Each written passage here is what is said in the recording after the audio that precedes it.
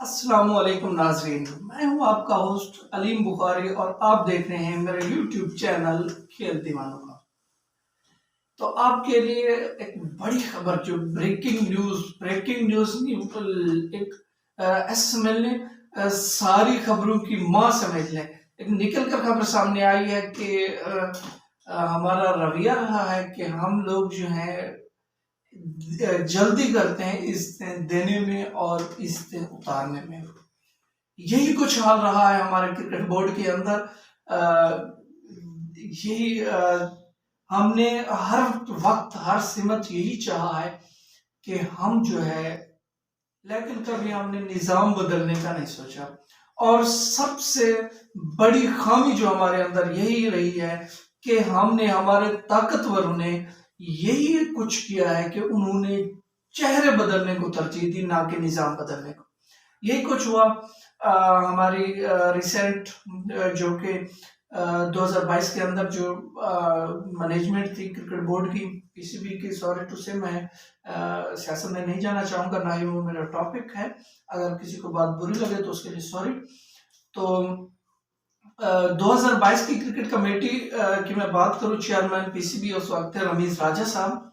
उनका एक strong point of view था कि इंडिया जो है एशिया कप खेलने पाकिस्तान नहीं आ सकता, तो पाकिस्तान भी वर्ल्ड कप 2023 के लिए इंडिया नहीं जा सकता। स्ट्रॉन्ग पॉइंट ऑफ व्यू था। और मेरे ख्याल में ऐसा, क्योंकि उसकी रमीज राजा के पीछे एक एक अनबिलीवेबल पावर थी, उसके पीछे एक, उसकी पीठ पे एक मजबूत, एक पुख्ता इरादे वाले शख्स का हाथ था, जिस वजह से रमीज राजा ये सारी बातें कह गए कि अगर इंडिया, क्योंकि ताकतवर बोर्ड के आगे कोई इस तरह का स्टैंड नहीं लेता जिस तरह रमीज राजा साहब ने लिया था। तो खुदा की करनी यह हुई कि हमारी सियासत में हलचल मची और हमारी हुकूमत जाती रही 2022 की। फिर हमारी एक न्यू सेटअप आया, उन्होंने हुकूमत बनाई, और यही हमारा वतीरा रहा है कि जब एक हुकूमत जाती है तो हम अपने हर मामलात में अपना बंदा, हर इदारे में अपना बंदा लेके आते हैं। तो यही कुछ हुआ कि रमीज राजा साहब को अपना रेजिग्नेशन लेटर देना पड़ा। रिजाइन करने के बाद फिर चीफ सेलेक्ट चेयरमैन पीसीबी बना दिया गया जी ज़का अशरफ साहब। ज़का अशरफ साहब के आने के बाद अब रमीज राजा वाला टोटल उनका जो सेटअप था वो भी जाता रहा, उनके चीफ सिलेक्टर जाते रहे, उनके कोचेस जाते रहे, सारा सिस्टम जो का तुम हो गया शुरू से। तो इन्होंने मुख्तलिफ कोचेस हायर किए। बहर हमारा ये जो माइंड है यही गलत है। हमने कंट्रैक्ट बेस पे, सिर्फ वर्ल्ड कप कंट्रैक्ट के लिए हम कोचेस लेके आए थे हमने। और मजे की बात मैं आपको बताऊं कि कोई मुस्तकिल तौर पर कोई आना भी नहीं चाहता। क्यों? क्योंकि हमारे हालात ही ऐसे हैं। वो नहीं, कभी भी, क्योंकि पाकिस्तान है, कभी भी कुछ हो सकता है, कोई आ सकता है, कोई जा सकता है, किसी की हुकूमत बनाई जा सकती है, किसी की हुकूमत गिराई जा सकती है। तो कोई कोच आने को तैयार ही नहीं था। इन्होंने कॉन्ट्रैक्ट मिलते तरले की, मिकी आर्थर साहब को उसे लेके आए, फिर अपने कुछ कोचेस, अपने बंदे मिलाए उसके साथ, और वर्ल्ड कप का जो टेन्योर था उसे पूरा किया। और एंड क्या हुआ कि हम वर्ल्ड कप हार गए, हम सेमीफाइनल तक क्वालिफाई नहीं कर पाए। और इस सब का सारा मलबा उठा के कैप्टन के साथ डाल दिया गया। और ये चीज मैं समझता हूँ 70 से 80% तक ठीक भी है, क्योंकि मेरी इतलात के मुताबिक, जो सोर्सेज उन्हें मुझे इन्फॉर्म किया, उनके मुताबिक लास्ट टाइम तक बेशक मीडिया प्रेशर था या आवाम का रद्द-ए-अमल था, लास्ट टाइम पर चेयरमैन पीसीबी ज़का अशरफ साहब मिले थे हमारे कैप्टन बाबर आजम को, और उन्होंने कहा था कि वो 2-3 चेंजेस करना चाहते हैं टीम में। लेकिन बाबर आजम साहब ने इनकार कर दिया था कि जो टीम मैं सेलेक्ट कर चुका हूं वही टीम लेके जाऊंगा। और नतीजा क्या हुआ कि वही टीम थी जिसने, आपने देखा होगा, एंड ऑफ एशिया कप और middle of the tournament world cup 2023 के, उसी टीम ने उसकी जो पगड़ी थी उन्होंने उतार फेंकी थी। आपने सुना होगा कि शहीन शाह आफरीदी जो थे बाबर आजम से लड़ पड़े थे। इसका फैक्ट क्या है? इसका फैक्ट ये है कि मैं टोटल इसका ब्लेम करूंगा जी लाहौर कलंदर के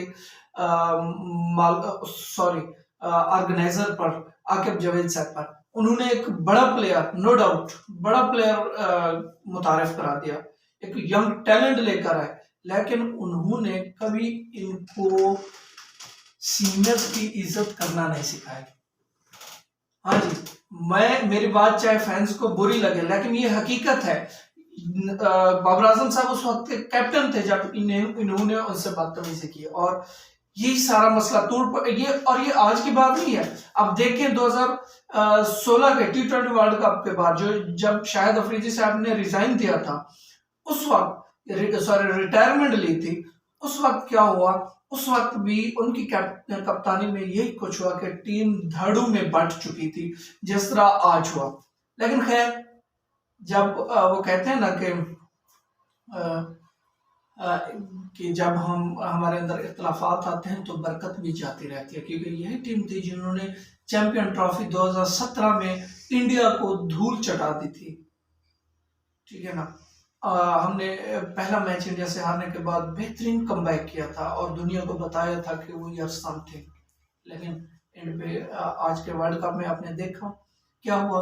मुंह छुपा के हमारे प्लेयर्स ने पाकिस्तान पे लैंड किया, और आज खबरें चली कि बाबर आजम साहब से ज़का अशरफ साहब ने मीटिंग की, और मीटिंग में उन्हें बता दिया गया था कि आपने रेड बॉल मतलब कि टेस्ट टीम की क़यादत करनी है, बाकी आपने क़यादत छोड़ देनी है। तो उन्होंने क़यादत, टेस्ट टीम की क़यादत लेने से भी इनकार कर दिया, जिसकी वजह से एक पैनल, न्यू पैनल आया। उन्होंने अनाउंसमेंट की कि हमारे टेस्ट टीम की कप्तानी करेंगे जी शाह मसूद साहब, और T20 की कप्तानी करेंगे शहीन शाह अफरीदी साहब, और टेस्ट का वनडे का बाद में ऐलान कर दिया जाएगा। इसके साथ ही दूसरी चीज, हमारे कोचेज स्टाफ को सेट कर दिया गया, उन्हें भी मंजर आम से हटा दिया गया। अब सुनने में आ रहा है कि मोहम्मद हफीज को डायरेक्टर बनाया जा रहा है, सॉरी अनाउंसमेंट हो चुकी है, मोहम्मद हफीज डायरेक्टर बना दिए गए हैं, और चीफ सेलेक्टर जो हैं यूनिस खान की बाज़गश्त चल रही है। मैं क्या समझता हूँ कि he is a nice person, cricket lover हैं और क्रिकेट से प्यार करने वाले हैं, बहुत ही अच्छा अपना वर्क करेंगे, और उम्मीद यही लगाई जा रही है कि अगर ऐसा है, क्योंकि अभी सोर्सेस बता रहे हैं, कंफर्म न्यूज़ नहीं है यूनिस खान साहब के चीफ सेलेक्टर होंगे, इस चीज़ की कंफर्मेशन नहीं है, लेकिन मोहम्मद हफीज की हो चुकी है। उन्हें चीफ सिलेक्शन की भी ऑफर की गई थी, लेकिन उन्होंने रिफ्यूज किया। सिर्फ एक ही पोस्ट तक रहे कि मुझे डायरेक्टर वाली सीट ठीक है, तो उन्होंने इनकार कर दिया था सिलेक्शन कमेटी के हेड बनने से। तो सुनने में यही आ रहा है, जो चीडिया है वो यही बता रही है कि यूनिस खान साहब को चीफ सेलेक्टर बना दिया गया है। तो यही थी जी आज की खबरें। अगली वीडियो के लिए दीजिए इजाजत। अल्लाह हाफ़िज़।